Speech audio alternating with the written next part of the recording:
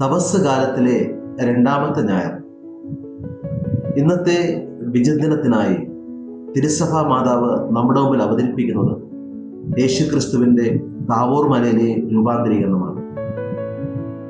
സെസറിയ Philippi എന്ന പ്രദേശത്തെത്തിയപ്പോൾ യേശുനാഥൻ തൻ്റെ പ്രിയപ്പെട്ട ശിഷ്യന്മാരോടായി ജനങ്ങൾ തന്നെക്കുറിച്ച് പറയുന്ന കാര്യം എന്താണെന്ന് അന്വേഷിക്കുകയുണ്ടായി. അവരെല്ലാവരും ഒരേ സ്വരത്തിൽ പറയുകയുണ്ടായി, ജനങ്ങൾ യേശുക്രിസ്തുവിനെ ഒരു പ്രവാചകനായി കരുതുന്നതാണ്. എന്നാൽ അവിടുന്ന് തുടർന്ന് അവരോട് ചോദിച്ചു, അങ്ങനെയെങ്കിൽ തങ്ങൾ ആരായിട്ടാണ് ക്രിസ്തുവിനെ കാണുന്നത്?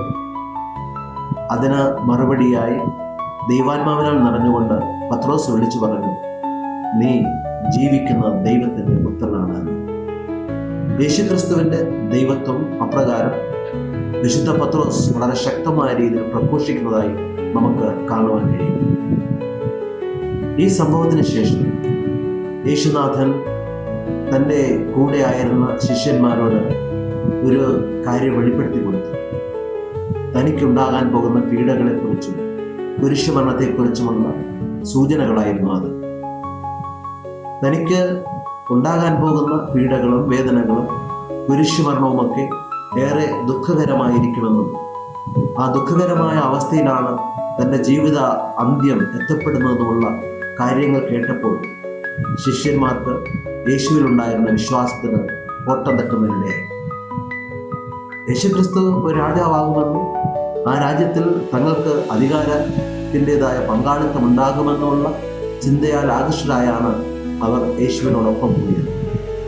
എന്നാൽ യേശുവിൻ്റെ മരണം കഷ്ടതകൾ നിറവായിരിക്കുമെന്നും പീഡകളുടെ പര്യവസാനിയായി അവിടുന്ന് കുരിശിൽ മരിക്കുമെന്നൊക്കെയുള്ള വാർത്ത കേട്ടപ്പോൾ അത് തന്നെ സ്നേഹിച്ചിരുന്ന ശിഷ്യന്മാർക്ക് ഒരു വെല്ലുവിളിയായിട്ട് മാറുകയും അവർക്ക് യേശുക്രിസ്തുവിനുണ്ടായിരുന്ന വിശ്വാസത്തിന് കോട്ടം തട്ടുകയും ചെയ്യുന്ന സാഹചര്യമാണ് നമ്മൾ കാണുന്നത്. അങ്ങനെ തന്നിലുണ്ടായിരുന്ന വിശ്വാസവും തൻ്റെ ദൈവത്വത്തെക്കുറിച്ചുള്ള സന്ദേഹവും ഉടലെടുത്ത അവസരത്തിലാണ് യേശുനാഥൻ അവരെയും കൂട്ടി, പ്രത്യേകിച്ച് അവരുടെ പ്രതിനിധികളായ പത്രോസിനെയും യാക്കോബിനെയും യോഹന്നാനെയും കൂട്ടി താബോർ മലയിലേക്ക് പോകുന്നത്. അവിടെ വെച്ച് തൻ്റെ ദൈവത്വത്തെ ശക്തമായ രീതിയിൽ വെളിവാക്കി കൊടുക്കുന്നത്.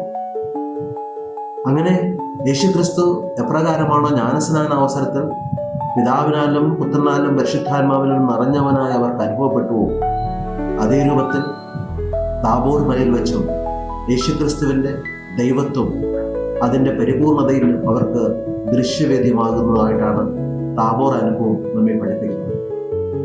യേശുക്രിസ്തുവിനുണ്ടായ മാറ്റം, അവിടുത്തെ മുഖത്തിൻ്റെ പ്രകാശവും വസ്ത്രത്തിൻ്റെ ശോഭയുമൊക്കെ ദൈവീകതയുടെ മനോഹരമായ ദൃഷ്ടാന്തങ്ങളായിട്ട് അവർക്ക് അനുഭവപ്പെടുകയാണ്. അത് അവരെ സംബന്ധിച്ചിടത്തോളം സ്വർഗീയ അനുഭവത്തിലേക്ക് എത്തിക്കുന്നു എന്ന് നമുക്ക് മനസ്സിലാക്കാം. അങ്ങനെ സ്വർഗീയ അനുഭവത്തിലേക്ക് എത്തപ്പെടുന്നതിന് കാരണമായപ്പോൾ പത്രോസ് സാഹചര്യങ്ങൾ മറന്നുകൊണ്ട് ഉറക്കെ വിളിച്ചു പറയുകയാണ്, നമുക്ക് ഇവിടെ ആയിരിക്കാം, ഇവിടെ കൂടാരങ്ങളുണ്ടാക്കി നമുക്ക് ഇവിടെ രാപ്പാർക്കാം. യേശുക്രിസ്തുവിൻ്റെ ഈ ദൈവാനുഭവത്തിൻ്റെ പകർന്നു നൽകുന്നത് തന്നോടൊപ്പം ഉണ്ടായിരുന്ന അപ്പോസ്തലന്മാർക്ക് ഏറെ പ്രചോദനമായിട്ട് മാറുകയും ആശ്വാസവും ആവേശവും പകരുന്നതിന് കാരണമായിട്ട് മാറുകയും ചെയ്തു. താബോർ മല എന്നത് ദൈവ സാന്നിധ്യത്തിൻ്റെ അടയാളമായി അവർക്ക് അനുഭവപ്പെട്ട ഒരു മല തന്നെയാണ്. പഴയ നിയമ കാലഘട്ടത്തിൽ മലകളൊക്കെ ദൈവ സാന്നിധ്യത്തിൻ്റെ പ്രതീകങ്ങളായിട്ടാണ് കരുതപ്പെട്ടു പോന്നിരുന്നത്. ഇവിടെയും അവർക്ക് ദൈവത്തെ നേരിട്ട് അനുഭവിക്കുവാൻ കഴിയുന്ന അവസരം താബോർ മലയിൽ ഉണ്ടായി എന്നുള്ളതാണ് പ്രത്യേകത. ഈ താബോർ മല അനുഭവത്തിൽ അവർക്ക് പ്രധാനമായും അനുഭവപ്പെട്ടത് യേശുക്രിസ്തുവിൻ്റെ ദൈവത്വത്തിൻ്റെ സ്ഥിരീകരണമായിരുന്നു. യേശുക്രിസ്തു ദൈവമാണെന്നുള്ള ആ വിശ്വാസത്തെ ശക്തിപ്പെടുത്തിക്കൊണ്ട് ആ ദൈവത്വത്തിൻ്റെ പ്രത്യേകതകൾ തിരിച്ചറിയുവാൻ ഉതകുന്ന രീതിയിൽ അവർക്ക് പുതിയൊരു ആവേശവും അനുഭവമായി താബോർ അനുഭവം മാറി. രണ്ടാമത് താബോർ മലയിൽ നാം കാണുന്നത് സ്വർഗവും ഭൂമിയും ഒന്നിക്കപ്പെടുന്ന മനോഹരമായ ഒരു അനുഗ്രഹ നിമിഷമായിട്ടാണ്. സ്വർഗീയമായ നിമിഷമെന്ന് പറയുന്നത് ക്രിസ്തുവിൻ്റെ ഈ ദൈവിക അനുഭവത്തിൻ്റെ പ്രകാശിതമായ രൂപമാണ്. ഈ പ്രകാശിത രൂപം അവർക്ക് അനുഭവവേദ്യമാകുന്നത് യേശുക്രിസ്തുവിൻ്റെ മാനുഷിക രൂപത്തിലൂടെയാണ്.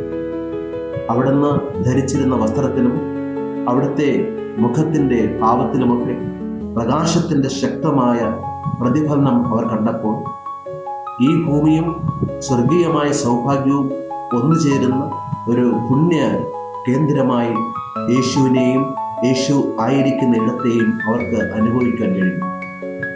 സ്വർഗത്തിൻ്റെയും ഭൂമിയുടെയും മനോഹരമായ സമ്മേളനമാണ് യേശുവിൻ്റെ ദൈവത്വത്തിൻ്റെയും മനുഷ്യത്വത്തിൻ്റെയും ചേർച്ചയിലൂടെ നമുക്ക് അനുഭവവേദ്യമാകുന്നത്. ഭൂമിയിൽ നമുക്ക് അനുഭവിക്കുവാൻ കഴിയുന്ന ആത്മീയമായ സന്തോഷാനുഭവങ്ങളും അതിൻ്റെ തുടർച്ചയായി സ്വർഗത്തിൽ നമുക്ക് ലഭ്യമാകാൻ പോകുന്ന തീവ്രമായ ദൈവ അനുഗ്രഹത്തിൻ്റെ സായുജ്യ നിമിഷങ്ങളുമൊക്കെ ഒത്തുചേരുന്ന ഇടമായി താബോർ മല ശിഷ്യന്മാരെ സംബന്ധിച്ചിടത്തോളം മാറുകയുണ്ടായി. ആ അനുഭവത്തിൻ്റെ ഉദാത്തമായ ഭാവമാണ് പത്രോസിനെ ഇവിടെയായിരിക്കുന്നത് നല്ലതെന്ന് പറയുവാനും ആ നല്ലതായിരിക്കുന്ന അവസ്ഥയിൽ കൂടാരങ്ങൾ ഉണ്ടാക്കി വസിക്കാമെന്നുള്ള പ്രഖ്യാപനത്തിലേക്ക് നയിക്കുകയും ചെയ്യുന്നത്. യേശുവിനോടൊപ്പം അവർ മോസസിനെയും ഏലിയ പ്രവാചകനെയും കാണുന്നു. മോസസ് നിയമങ്ങളുടെ പ്രതീകമാണെങ്കിൽ ഏലിയ പ്രവാചകൻ പ്രവാചകന്മാരുടെ പ്രതീകമാണ്. പഴയ നിയമത്തിൻ്റെ കേന്ദ്രമായി നിലകൊള്ളുന്നത് നിയമവും പ്രവാചകന്മാരുമാണ്. ആ നിയമവും പ്രവാചകന്മാരും യേശുവിനോടൊപ്പമായിരുന്നുകൊണ്ട് അവിടെ നിന്ന് പുറപ്പെടുന്ന സ്വരമിതായിരുന്നു, നിങ്ങൾ ഇവനെ ശ്രവിക്കുവിനും. പഴയ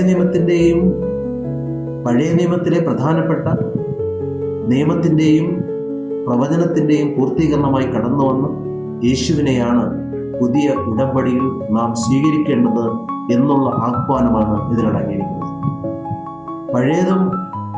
പഴയതിൻ്റെ തുടർച്ചയുമായ ആ പൂർണ്ണത യേശുക്രിസ്തുവിൻ്റെതായ വ്യക്തിത്വത്തിലും ആളത്വത്തിലും അടങ്ങിയിരിക്കുന്നുവെന്നും അതുകൊണ്ട് തന്നെ നിരന്തരം അവനെ ശ്രവിച്ചുകൊണ്ട് അവൻ്റെ പുതുമയാർന്ന മാർഗത്തിൽ സഞ്ചരിക്കുകയും ചെയ്യണമെന്നുള്ളതാണ് ഇവിടെ ആഹ്വാനമായി മുന്നിൽ നിൽക്കുന്നത്.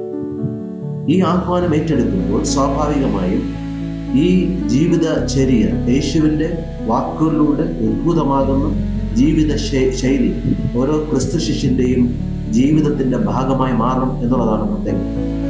അങ്ങനെ യേശു ക്രിസ്തുവിനെ അനുഗമിക്കുന്നവർക്ക് അവിടുത്തെ ശിഷ്യത്തിൻ്റെ പുണ്യപാത ഏറ്റെടുക്കുവാൻ പാകമാകുന്ന രീതിയിലുള്ള ഒരു ഉദാത്തമായ അനുഭവമാണ് താബോർ മല അനുഭവം ഈ അപ്പോസ്തലന്മാർക്ക് പ്രദാനം ചെയ്യുന്നത്. ഇത് അവരെ കൊണ്ടുചെന്നെത്തിക്കുന്നത് താഴ്വാരങ്ങളുള്ള തുടർച്ചയായ ജീവിതത്തിലേക്കാണ്. ഉയരങ്ങളിലെ ഈ സ്വർഗീയ അനുഭവം താഴ്വാരങ്ങളിലെ അനുദിന ജീവിത സാഹചര്യങ്ങളിലേക്ക് പ്രകാശവും പ്രചോദനവും പകരുന്ന ശക്തമായ മാർഗങ്ങളായി മാറേണ്ടത് അത്യന്താവശ്യമാണെന്ന് അവിടുന്ന് പഠിപ്പിക്കുകയാണ്. താഴ്വാരങ്ങൾ ദുഃഖ സമ്പർശമായിരിക്കാം. താഴ്വാരങ്ങൾ പ്രയാസങ്ങളുടെ കൂരാക്കുടുക്കിൽ അകപ്പെടുന്ന ഒന്നായിരിക്കാം. പക്ഷേ അവിടെയൊക്കെ ആ പ്രകാശത്തിൻ്റെ ശക്തി കൊണ്ട് ആ പ്രശ്നങ്ങളെ പരിഹരിക്കുവാനും അങ്ങനെ ലോകത്തെ മുഴുവനും അനുഗ്രഹത്തിൻ്റെ ഇടമായി മാറ്റുവാനുമുള്ള ഒരു ആഹ്വാനമാണ് താബോർ മല അനുഭവം നമുക്ക് നൽകുന്നത്. ഈ അനുഭവം സ്വന്തമാക്കിക്കൊണ്ട് ഓരോ ദിവസവും ക്രിസ്തുവിൻ്റെ താബോർ മലയുടെ അനുഭവം ജീവിതത്തിൻ്റെ ഭാഗമാക്കുമ്പോൾ ക്രിസ്തു നമ്മെ സംബന്ധിച്ചിടത്തോളം ജീവിക്കുന്ന എന്നും നിലനിൽക്കുന്ന ദൈവമായി മാറുകയും ആ മാറ്റത്തിൽ നമ്മുടെ തന്നെ ജീവിതത്തിന് മാറ്റമുണ്ടാകുകയും ചെയ്യുന്നതിന് കാരണമായിട്ട് മാറും. മെഴുകുതിരി കത്തിജ്വലിക്കുമ്പോഴുണ്ടാകുന്ന പ്രകാശത്തിൻ്റെ വെളിച്ചമാണ് ഇരുട്ടിനെ അകറ്റുന്നതിന് ഒരു പരിധി വരെ കാരണമാകുന്നത്. ഉരുകി എരിഞ്ഞടങ്ങുമ്പോഴുണ്ടാകുന്ന പ്രകാശം യേശുക്രിസ്തുവിൽ ലയിച്ച് നമ്മുടെ ജീവിതവും ചൂടിൻ്റെ അനുഭവത്തിലേക്ക് എത്തുമ്പോൾ നമ്മുടെ ജീവിതത്തിൽ നിന്നുണ്ടാകുന്ന പ്രകാശത്തിൻ്റെ രശ്മികളൊക്കെ അന്ധകാരത്തിൻ്റെ തിന്മകളെയും പാപത്തിൻ്റെ ബന്ധനങ്ങളെയും തുടച്ചു നീക്കുന്നതിന് കാരണമായിട്ട് മാറും എന്നുള്ളതാണ് താബോർ മല അനുഭവം നമുക്ക് നൽകുന്ന പുണ്യ സന്ദേശം എന്നത്. ഇന്നത്തെ ഒന്നാമത്തെയും രണ്ടാമത്തെയും വായനകൾ ഇതുമായി ചേർന്ന് പോകുന്നതായി നമുക്ക് കാണാൻ കഴിയും. ഒന്നാമത്തെ വായനയിൽ അബ്രഹാമിൻ്റെ വിളിയാണ് നാം കാണുന്നത്. അബ്രഹാമിനെ വിളിക്കുന്നതാകട്ടെ പാലും തേനും ഒഴുകുന്ന പുണ്യഭൂമി സ്വന്തമാക്കുവാൻ വേണ്ടിയാണ്. അതിന് ദൈവം അബ്രഹാമിൻ്റെ മുമ്പിൽ 3 വ്യവസ്ഥകളാണ് വയ്ക്കുന്നത്. ഒന്നാമതായി, അബ്രഹാം പിറന്ന മണ്ണ് ഉപേക്ഷിക്കണമെന്നാണ് ദൈവം ആവശ്യപ്പെടുന്നത്. ഒരു മനുഷ്യനെ സംബന്ധിച്ചിടത്തോളം അവൻ്റെ പിറന്ന മണ്ണ് ഏറെ പ്രിയങ്കരമാണ്. മണ്ണിൻ്റെ ഗുണവും മണവും ആ വ്യക്തിയുടെ അന്തസ്സത്തെ ബാധിക്കുന്ന രീതിയിൽ സ്വാധീനം ചെലുത്തും. അത് അവൻ്റെ കർമ്മരംഗങ്ങളിലും ജീവിത വ്യഗ്രതകളിലും ശക്തമായ രീതിയിലുള്ള വ്യാപാരങ്ങളായിട്ട് മാറും. രണ്ടാമത്, ദൈവം അബ്രഹാമിനോട് ഉപേക്ഷിക്കുവാൻ വേണ്ടി പറയുന്നത് മാതാപിതാക്കളെയും ബന്ധുക്കളെയുമാണ്. മാതാപിതാക്കളെയും ബന്ധുക്കളെയും ഉപേക്ഷിക്കുക എന്ന് പറയുമ്പോൾ സ്വാഭാവികമായിട്ടും തന്നെ താനാക്കി മാറ്റി തൻ്റെ ജീവിതത്തിൽ തനിക്ക് ചൈതന്യമേകിയ തൻ്റെ പ്രിയപ്പെട്ടവരെ ഉപേക്ഷിക്കണമെന്നുള്ളതാണ്. തീർച്ചയായിട്ടും അബ്രഹാമിനോട് ദൈവം ആവശ്യപ്പെടുന്നത് സമൂലമായ ഒരു പരിവർത്തനമാണ്, പൂർണ്ണമായുള്ള ഒരു മാറ്റത്തിലേക്കുള്ള ക്ഷണമാണ്.